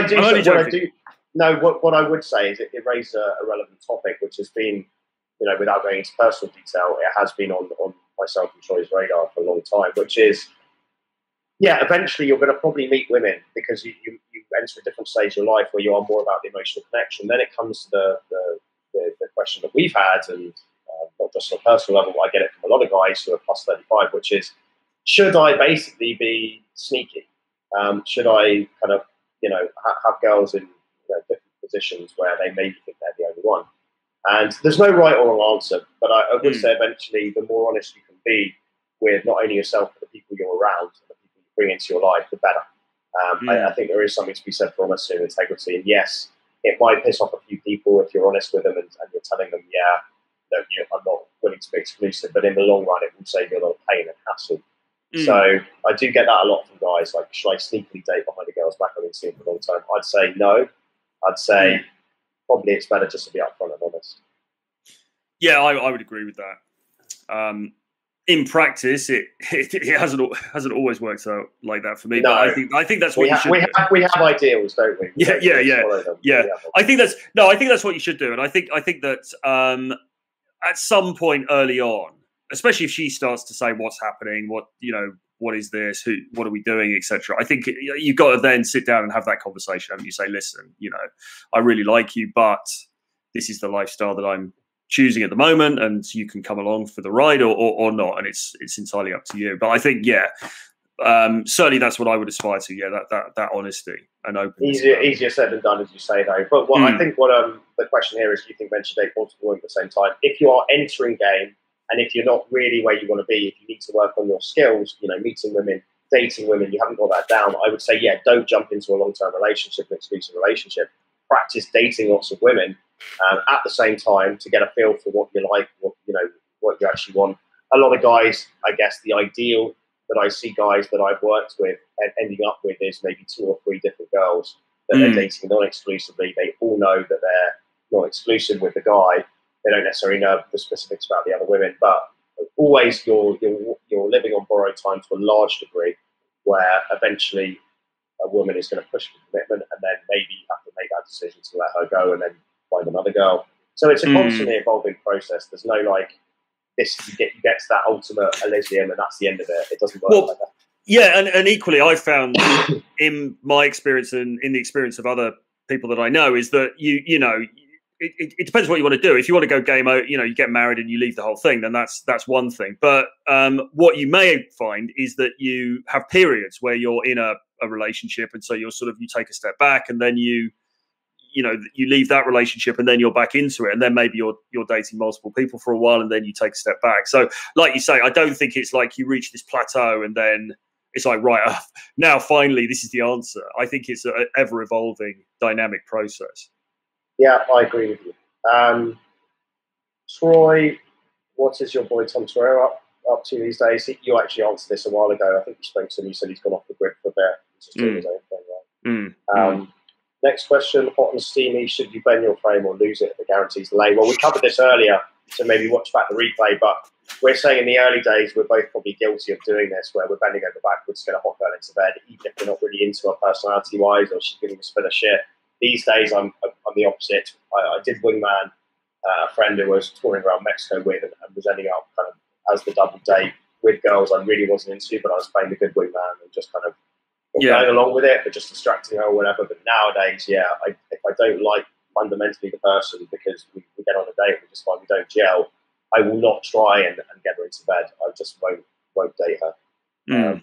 That is kind of my mentality with it now. I think it's better to keep your morals and standards and boundaries in place, whether it's women and dating or whether it's other things in life, and just stick to that. And that doesn't mean your morals and boundaries can't change, but I wouldn't allow them to be fluid based on trying to get a hot girl into bed if you really don't gel with her as a person. I don't think it's going to do anything for your self-esteem or your own kind of moral compass. Yes. What else we got there? Comments. Somebody was asking before about what IOIs are, by the way, quite early on. And IOI is simply indicator of interest. So if she smiles at you or she gives you slightly long eye contact or, whatever, she kind of, you've got that sense, or she just eyeballs you for a while, you've got that sense that she's attracted to you off the bat. So then it becomes more of a warm approach. So that's all it means. Yeah, and typically in London or New York, big cities, they tend to be fast, don't they? They go, look once and then look again, and that's it. So you have to be more switched on to catch them. Whereas in Latin America, where I am in Brazil, the girls are very obvious with looking at you. Do you ever get the opposite problem though, where I'm not saying you, but could you have a situation where the guy thinks it's an IOI, but actually she's just being friendly because everyone's so open and whatever? Yeah, I think definitely we've had it with students here where actually there wasn't an IOI and it was actually just a look of interest because again the guy looks very, very foreign. But what I've been encouraging myself to do and everyone that I've been with here is just interpret that as she's interested. Yeah, because it does wonders for your own self-confidence. But I guess the reverse problem we've been having is getting lazy in the sense that we're almost looking for them every time. And if a hot girl walks past and doesn't look at her, you can get to the stage where you don't approach it because you're like, oh, she's not interested in me, because we've been so reliant on just looking for these big IOIs. So I think just keeping in mind that you're not always going to get them. And again, if you see the hot girl, it is cold approach for a reason, which is she doesn't know you exist, right? That's the definition of cold approach. So what we've been doing a lot of is actually have some sort of warm approach because we're getting the intro, but on the eye contact. But a lot of some of the real hot ones, even in Brazil, they're not going to look up. They're high value women. They're doing their thing. They're on their way to the gym, headphones in. They're not looking. So you've just got to man up anyway. Yeah, exactly. And that's a good point because an IOI, wherever you are, it doesn't guarantee success. You can get an IOI and then go in and the girl's like, oh, sorry, I've got to go, and nothing happens. And the reason for that is I think sometimes people do smile at each other, and maybe she did think you were kind of attractive or whatever, but it doesn't necessarily mean that she wants to engage in anything. So you've got to bear that in mind as well. But having said that, if you do get an IOI, you should always go in anyway because it's foolish not to. It was happening in London, actually. I went through a stage of really hitting the streets hard a few years ago, and I was getting very good. I was constantly like eyes up, chin up, walking on the street, scanning for eye contact the entire time. And it got to the point where I was really tuned into it, and I was catching girls looking just a split second, and I'd go in and they'd be like, "Look, sorry, I caught me, but I was married. I really got no interest. But I just looked nice." And you're catching them out too much to the point where you realise actually women are constantly checking out men. Even if they're not really sexually available, they're still checking exactly. So the more you can practice doing it, I think the better you get. It is all about frequency. This is one for you, Troy, from Lamar. Do you have any experience gaming in Frankfurt? Which areas would you recommend? I'm sorry to disappoint, but I'm afraid I don't actually. I do in Berlin and a little bit in Munich as well, but Frankfurt, no. I'd like to go there at some point, but I haven't got round to it yet. So sorry, I can't be more helpful. Do you speak aggressive barking dog, i.e. German? So again, do you speak German? Do you speak German? Not really. Only a very tiny, for a couple of phrases here and there, but no. You don't really need it. How would you say Germany is the game though? Because you've got obviously an apartment in Berlin. You spend a bit more time there than me. I mean, how would you rate it as a place for game? I think Berlin is a bit. I don't know if Berlin I could recommend as a great day game place. I think night game is really good. Because obviously it's off the hook. Day game, it's okay. I mean, you can go. I've done it there. You can go up Kurfürstenstrasse, which is the main street, and there are some other places like areas in Kreuzberg and things like that. There's certainly a lot of people out and about, so you could definitely do it. But I just wouldn't put it down as a great day game city. But Munich, though, I think is much better for day game. So if you like night game and you like the clubs and all the crazy stuff, go to Berlin. But if you want to just concentrate on your day game, then Munich is probably a better option overall. Some of the best nights I've had actually around the world have been in Oktoberfest during Oktoberfest in Munich. There's a lot of fun to be had. It's a crazy place. Also Hamburg, I do rate that city as a place because they're a bit more liberal. You've got the Reeperbahn, which is some crazy seedy nightlife venue, and then you've got the day game opportunities in the city where you do meet some hot girls. Yeah, I forgot about that. Hamburg is, I'm a big fan of Hamburg as well, particularly the Reeperbahn. That is an interesting area. As an overall one, though, I do say Germany is not one of the easiest places to game. I've said this before, but Romania, Denmark, and Germany for me, they do have hot women. I'm not debating that, but it's not the easiest place. There are so much easier places to go. So for me, it's a no-brainer not to go there. I know there's always guys emailing me going, Tusk, I had this amazing orgy in Romania, what are you talking about? And yes, there is always an element of personal experience which will brand how you feel about a place. But just having gone there multiple times with different students in different places, I'd say Copenhagen, I'd say Bucharest, I'd say Mumbai, and I'd say most German cities I've visited, they're not the easiest place for game. You can certainly get laid, obviously, if you're high enough value and you understand this stuff, but there are easier places. Yeah, definitely. I'd agree. The lame duck says, it's just hilarious. Hang out by the bogs and try my charms there, like it's a serious thing to do.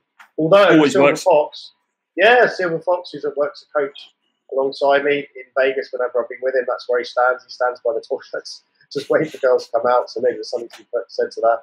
Guys, a few points about how to escalate during a date. Sometimes it's a sticking point when on a date with an 8 or a 9. Well, I think the key thing to say there is don't change your behaviour because of how hot the girl is. That's like game 101, isn't it? The ability to act around a 10 as you would do around a 1. Not get flustered, not change what you're up to. We're all guilty of it because looks are our kryptonite. The more you can desensitize yourself to beauty, the better you're going to be. Just kind of poker face, like just not doing that. But any tips for Nick? I think also you've got to just have faith and go for it anyway. You know, if you're going to go in for the kiss, if you're going to say, right, let's go back to my place, you've just got to take that action, even if it doesn't, even if you're nervous inside, you've got to act confident and just take the action anyway. I remember going on a date once with a girl. She was actually she was a stripper, and very, very pretty girl, and I was slightly intimidated because she was kind of up there, you know. But I remember, you know, I went in for the makeout, and then after, I think we'd had one drink, or maybe it was 2 drinks, and I just stood up, put my hand out, and said, "Come on, we're going." And she took my hands, went out, took her into the taxi. Really, really ballsy. And that's not naturally how I feel inside. I wasn't inside thinking, hey, you know, but I just did the action anyway, and it worked. So yeah, sometimes you've just got to make yourself do it. I think stick to the process as well. We have a tendency with hot girls, or I know I did when I was learning this, where I start changing what I was up to.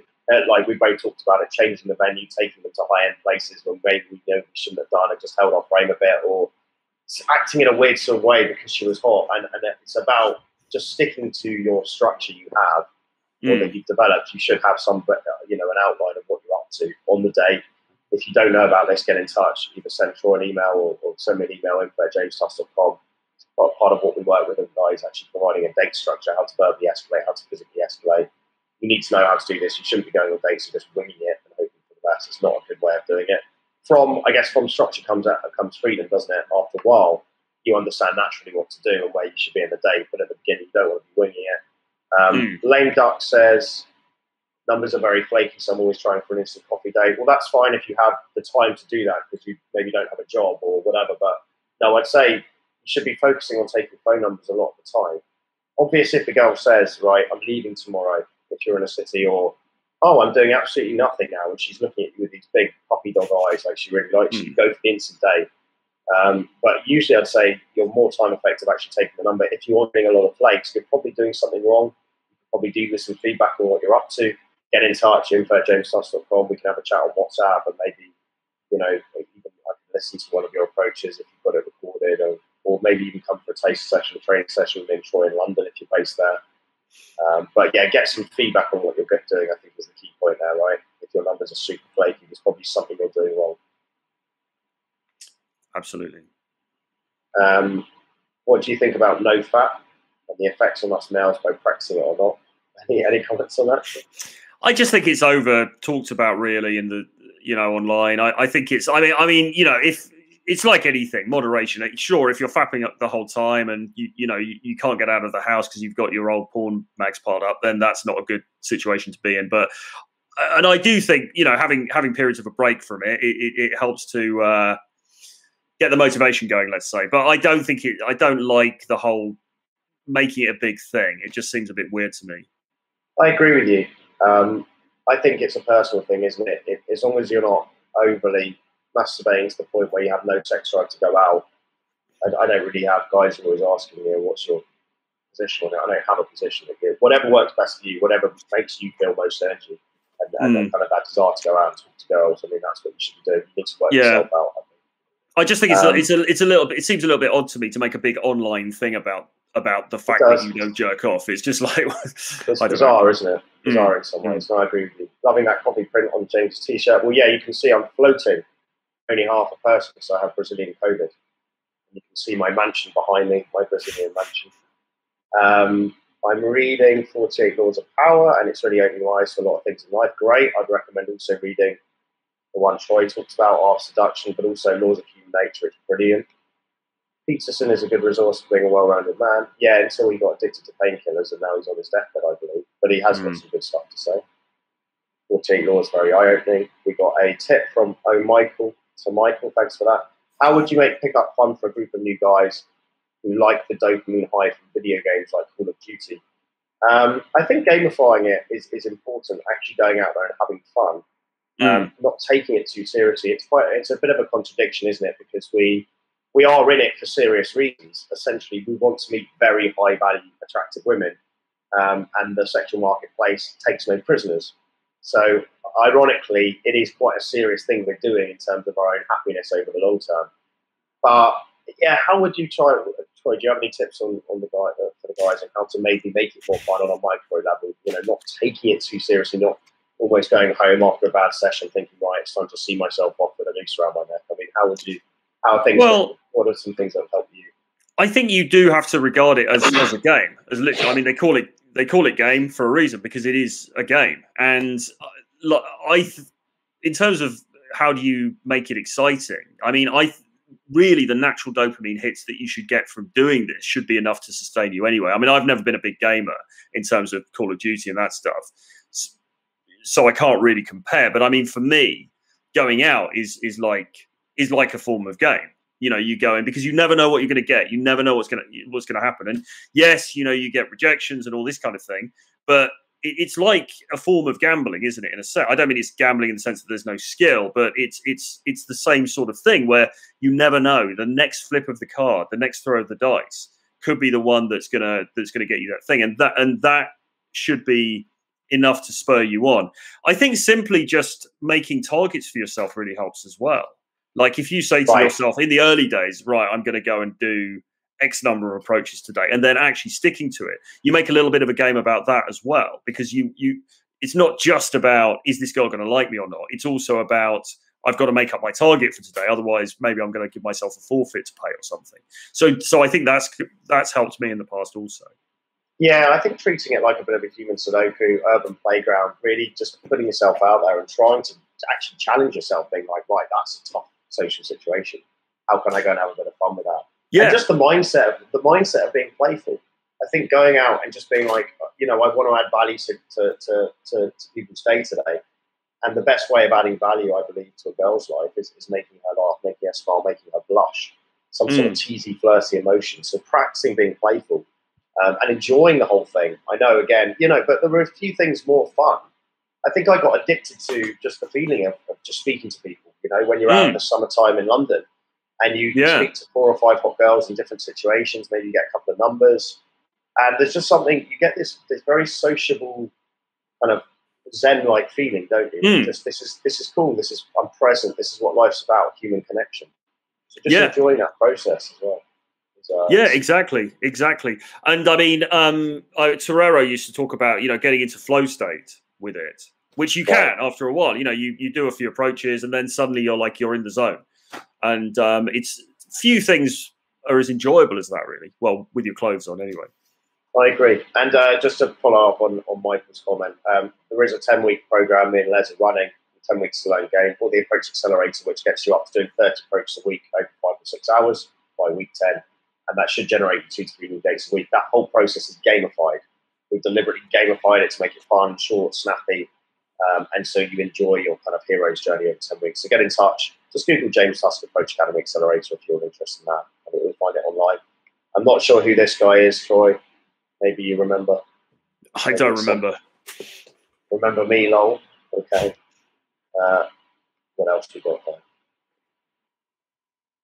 Do you guys ever hit holiday spots like Greek islands or the Costas? Yeah, I think when you meet girls on holiday, they do tend to be up for it. A lot of what I do, taking guys to boot camps, is in places with women on holiday. You know, if you go to places like Budvar, if you go to places like Ibiza, Mykonos, some of the Turkish Rivieras, Sochi, you know, the south coast of France, you're meeting women on holiday. So they are more open to meeting guys. So the ability to go on instant dates is a lot easier because, you know, people are sitting around doing nothing, right? So, yeah, I think it's great. I think if you want, so we say, faster action, you are more likely probably to get it by going to a holiday location to game rather than going to a big city. That being said, if you go somewhere like Helsinki or any other Scandinavian countries or Bangkok where people are very promiscuous, then it's probably not going to be an issue. But do you tend to do most of your travel to cities, or do you tend to go to holiday locations?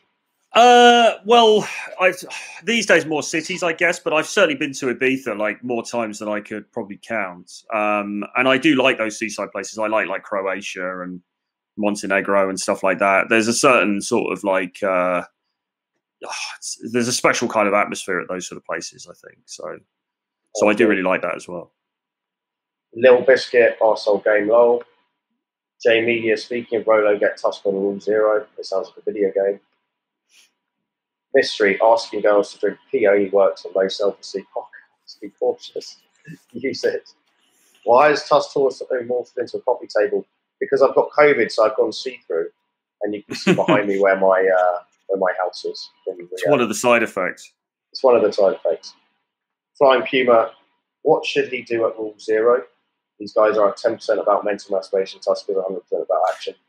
So Rule 0 is the show that we do on Saturdays with Rollo Tomasi and. Oh, nice! I didn't realise. Yeah. Live stream show and some other Rich Cooper from Entrepreneurs in Cars and some other people. I wouldn't say it's. I mean, James is certainly 100% about action. I wouldn't say Rule 0 is 100% masturbation, though. I mean, it's actually. Much of what we're advising is actually these are some actionable ideas. This is what you can go and do, and certainly all of the guys on that show have either are doing out in the field doing stuff at the moment, like John from Modern Life Dating, or have had decent experience, or at least have very good insight into the sexual marketplace and other areas as well. So I wouldn't agree with that comment, but I do take your point. I mean, James obviously is full on about action, and I'm fully on board with that also. To my detriment at times. I mean, sometimes we do give guys theory as we go, but I am very much like the number one thing guys don't do is approach enough. In my experience, that really is the thing that fixes 90% of guys' problems. Is just fucking speak to more women. Because you just get more comfortable. You find a girl who's interested, and then your day changes. Flying Puma, do you even watch it, mate? Troy is on it. What else we got there? But it's been good so far, man. I've enjoyed this. It's been really good. It's been really good. It's decent value. I'm glad you managed to put me onto StreamYard. I think it's good. Yeah. I've always quite enjoyed using it. There's one here, Mystery says, do you believe second date is the benchmark to check a girl in its genuine desire? Okay, as opposed to just trying to make something happen on the first date, and if it doesn't, then she doesn't have genuine. I'm just trying to find this question. Where did you see it? It's underneath. Yeah. Great. Let's put this one up. Do you believe second date is the benchmark to check a girl's genuine desire for you? A lot of guys on Manifest are strictly on the first date. Like, well, it shouldn't make things highly stressful for you. I mean, that's point one. I mean, again, if you met a girl through cold approach and she likes you and you like her, although, yes, you are hoping to get physical with the girl on the first date and you're going to aim for that, it shouldn't be a superly stressful experience. You should be having fun with it. I kind of understand at the beginning where you're kind of juggling all this stuff and you're desperate to get laid, it could be a bit more stressful. But after a while, would you agree, Troy, you should be actually enjoying the dates you go to a large degree? Yeah, definitely. You should be. And also as well, I mean, I think the fact is that different women have different conditions that they set themselves. So not every girl... I suppose that you always fall back on the old argument. If it was Leonardo DiCaprio, would she sleep with him on the first night? And maybe, but even then, I think there are some girls, because of their background. I mean, Russian girls, for example, tend to be a little bit more traditional. It's sometimes can take a couple of dates or whatever. I don't think you should sweat it, really. I don't think any sort of like cardboard sort of cutout manosphere idea of, well, if she doesn't sleep with you the first second she sees you, then she's not really interested, or you're not alpha enough, I think is nonsense, really. So you're going to find some very high value women and very attractive women who are in massive demand who just aren't going to sleep with you the first date. Some will, but again, some girls just won't. And again, I think something I was talking about a lot with a guy recently, which was super interesting, was we're actually saying if we sleep with a girl too quick, 90% of the time we lose interest in her. So actually, sometimes it's better if the girl doesn't sleep with you the first time. It happens the second or third time, because you're naturally more invested in the process as well. And so you're going to hang around longer, you're more into it, rather than just kind of losing interest straight away. Johnny Z says, what do you think about OnlyFans? Do you think it's affecting the dating world? I know some girls in Colombia who are making serious money off it. Really? And their boyfriends know about it, but they're not fussed, because they're just whatever. But girls stripping down, not necessarily full-blown porn, just stripping down underwear, maybe a bit more than that. It's a big business. I mean, the guy who creates it is a multi-millionaire now, because people are so into this idea of, I guess, amateur stuff, right? Someone at home, like, there's a documentary on the BBC about it, and there were some fairly unattractive English girls who are saying they're making hundreds of thousands of pounds a year now. They used to work in a corner shop up north. Yeah. And they're just like, wow, I decided to quit it because I started making bank every week. So I was like, why would I work in Greggs anymore serving steak bakes? And these are pretty average looking. These are pretty average looking women. So well, it's just like big business, right? There's a niche for everything, isn't there? Really, I need to watch that. It sounds good. It's definitely Google it. Worth a watch. Just Google OnlyFans BBC documentary. Worth a watch. Worth a watch. Arslan, I'm getting numbers but not successful dates. Again, email either me or Troy info@jamestusk.com, or what's your email, Troy? Troy Francis7laws@gmail.com. We'll put it beneath as well. But yeah, any if you're getting numbers but not successful dates, then again you need some feedback on what you're doing. We've got some more talk about the thing, which we'll keep on for now. What else we got? We've been going for an hour and a half. Are you still good to go for a few more minutes, Troy? You haven't got? Yeah, I've got to do something on the hour, but I've got a few more. I've got like 10 minutes or. Right, that's fine. We'll push it to 10 minutes. Agreed, Troy is better for Munich. Any experience with Vienna as a place for day game? Yes, and it's pretty good. Yeah, I've heard good things. Yeah, good city. They're slightly more, I guess, less Germanic than Germans, despite being culturally very similar, right? But there's a lot of talent there. Oh, yeah, very much. What else? How to overcome token LMR. Again, that's probably a long-winded one, not for now. What else we got there? Silver Bishop, what a name. One problem I find at the moment is where I live, nothing is open. Most women won't come home to you from the first meeting. What do you do? Any tips on that, Troy? Park dates. I mean, it's been pretty rubbish to be honest. I mean, the one thing you can do at the moment is you can buy coffee. So I would just recommend buying a coffee and going for a walk around. I mean, it's pretty crap, but that's really all you can do. You've got to work within what you can get. But then, the second day, say, listen, nothing's open. Why don't you come over and I'll cook something, or why don't you? Or trying to get her to invite you to your place or to her place or whatever. It might work to your advantage. I know one guy who's actually been in the game for a long time, and he's just having an amazing time. He set up his back garden as a bar over in quite near here in South London, and he's just getting girls coming over the whole time because that's hilarious. Set up his back garden as a bar. Yeah, that's brilliant. So because he's like, well, everything else is closed, so just come over to mine. We've got the bar in the backyard. There we go. So. Be adaptable. That's the most important thing. And I've been in cities in Mexico recently where there's been a lockdown put in at like 6 p.m. for example, but it doesn't make any difference because you just set up admittedly the bars are open, but what we do is just go for one cocktail. I deliberately time it for 4:30, knowing the plate like everything shuts at 5. If you have one drink, you're just running a date model normally. It's like, oh shit, everything's shut. Where should we go? Oh, come back to mine. So it doesn't. You just got to work your way around it. This is quite a good question. Top 5 destinations in Europe for best-looking women. Questions to Troy and Tusk. Right, Troy, where would you recommend? When things open up, people looking for places to go, where would you personally recommend? Well, if it's my personal tastes, I would say Poland, Ukraine, Russia, Hungary.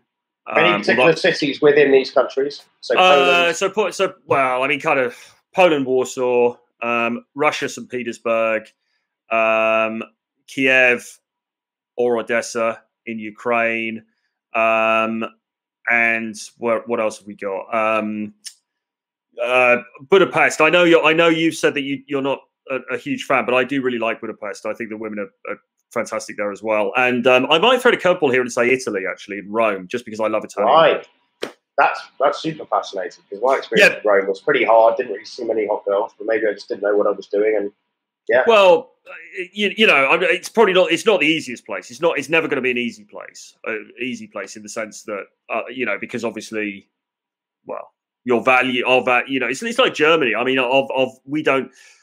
As a British guy, you're not bringing excess value to one of these European countries, really, I don't think. One of those core European countries. But just because I like Italian girls and, I've had some good times there, so I chucked that in as well. The coach I was out with in Rio for a bit, Brett, Mr. B, who lives in Oslo, Aussie guy, he raves about Rome. He had a brilliant time there. Yeah. So for me, I think Belgrade is brilliant. I really rate it. It's a brilliant summer location. It has all the factors there. It has low cost of living, very good weather. That they speak fluent English, day game logistics. You can stay off the main street in Esme High Low for like £20 for an apartment at night. They are receptive to meeting foreign men. It's a brilliant place to go, Belgrade. Highly recommend it. I rate Zagreb as well. I think that's brilliant. Anyway, anywhere in Croatia, really. Hot girls, good weather, good seafood, beautiful country. It's a very cool place. I like Barcelona as a place. I don't particularly rate the local girls, but there's so many tourists from all over. I'm obsessed with Helsinki. I think it's fucking fun. Go there in August. Go for Flow Festival. Like I always take guys there on a boot camp, and they have this big music festival in the middle of Helsinki in the city in one of the weekends in August. And we buy a day ticket for Saturday there, and literally you can charge around and get like 50 numbers because there's hundreds of hot girls all from Helsinki getting hammered from like 11 a.m. wearing nothing, and they're all super friendly and speak fluent English, and they're all obsessed with meeting foreign people because it's the least touristy of all the Scandinavian countries. So brilliant place to game. They're all blonde hair, blue eyes. There's no issues with getting sexual very fast. Women sleep around a lot there. It's a very promiscuous place, but no one judges. Everyone's happy with that. I think it's a fantastic place to go, Helsinki in summer. And if you get bored and want to do a weekend in Tallinn in Estonia, you get the ferry over. It only takes 90 minutes. So you can then tear it up in Tallinn and then come back again. So I'll 100% be there in August. And a bit of a dark horse place to go that I rate is Turkey. I'm going to be there the whole of June. And that is, as a foreign guy, if you're cold approaching, you've got to watch out a bit. Like Turkish men can get a bit jealous, but you can do some damage there. Women are up for meeting foreign men. And Turkish girls are very attractive as well. So. They're very attractive, and they're very feminine. There's a certain charm to them. So it's quite a cool place to go. What's this one from Aaron? We'll just do final few questions, guys, because Troy's got to run. James, I met you in Vegas a couple of years ago. I told you about Scottsdale, Arizona. Yeah, I've gone there a few times now. Very cool place. Pete Matt said you had a crazy experience when you went. Do you remember the experience? What's the story? I've had a few crazy experiences. It's a crazy city. It's like a small kind of. It has the renown to have the most attractive looking students. I think it's called ASU. And Arizona's in the middle of the desert, right? So everyone's wearing nothing, getting hammered, driving around with golf buddies. It's a fun place to go. I would recommend Scottsdale, and you can stop by Phoenix as well. Have you spent much time in the States, Troy? A bit, but not in really anywhere off the grid, I'm afraid. I've been to New York a bunch of times. I love New York. How do you rate that for day game? I think fantastic. I think it's one of the best places in the world. A bit like London. London. Yeah, definitely. And it's so international. You've got so many people, so walkable, etc. Obviously, I've been to Vegas. I've been to Miami.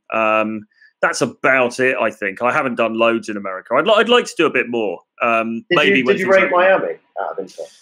Well, I haven't even been to Miami to do actual game. I went years and years ago with a girlfriend. I liked it, and I'd like to go back. I've got some guys that I do some work with actually who are based over there, and from what I get from them, they've got a channel called Fresh Fit, Myron Gaines and his business partner, and they are out doing game in Miami the whole time. And from what I understand, there's a lot of opportunities there, but you've also got the whole high end thing.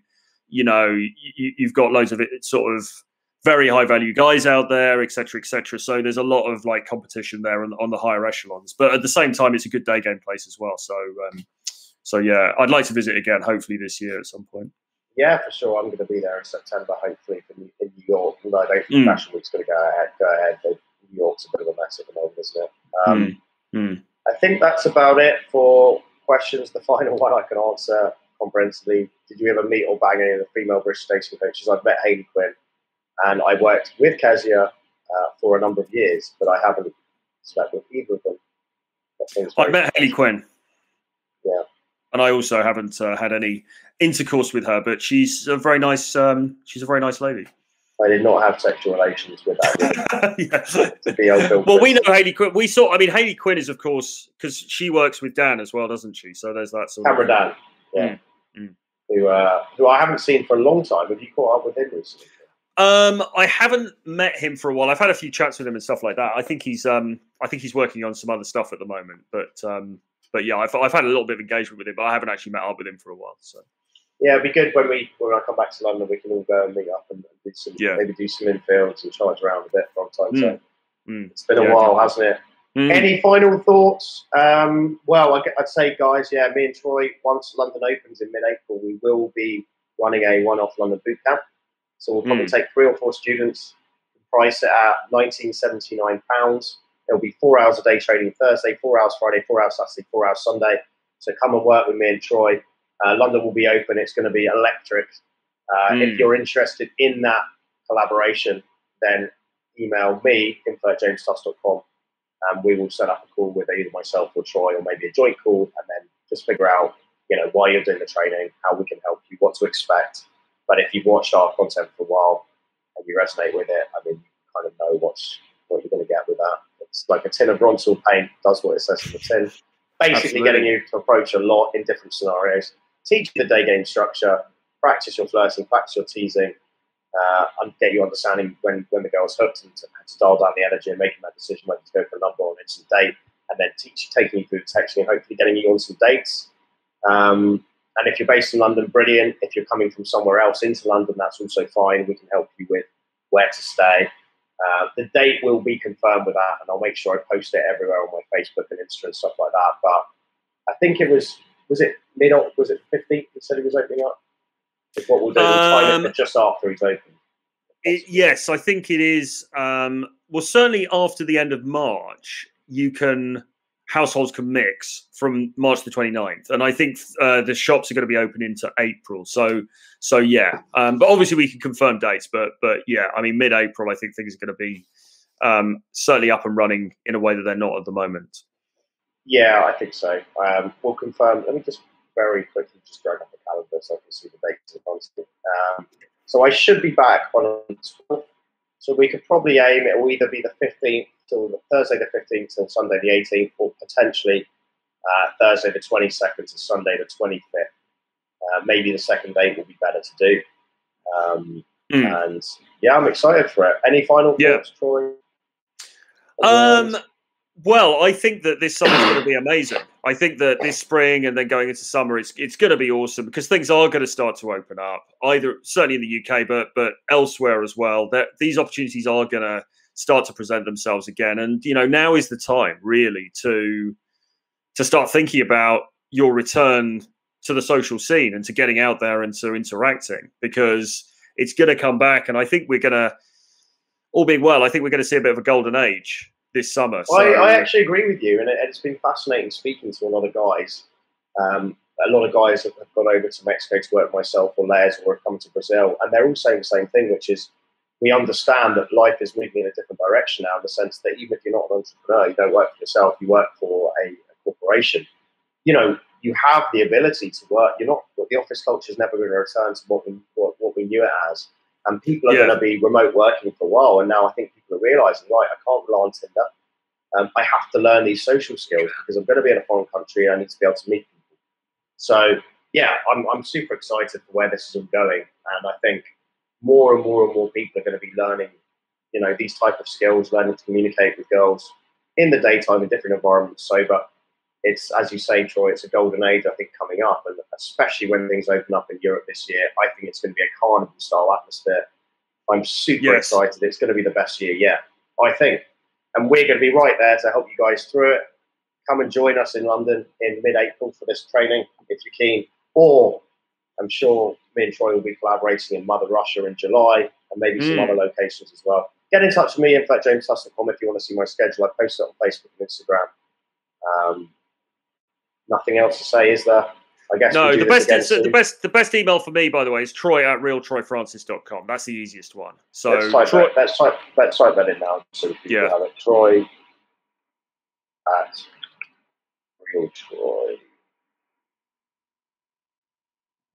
@realtroyfrancis.com. And you've got the other one is info@jamestusk.com.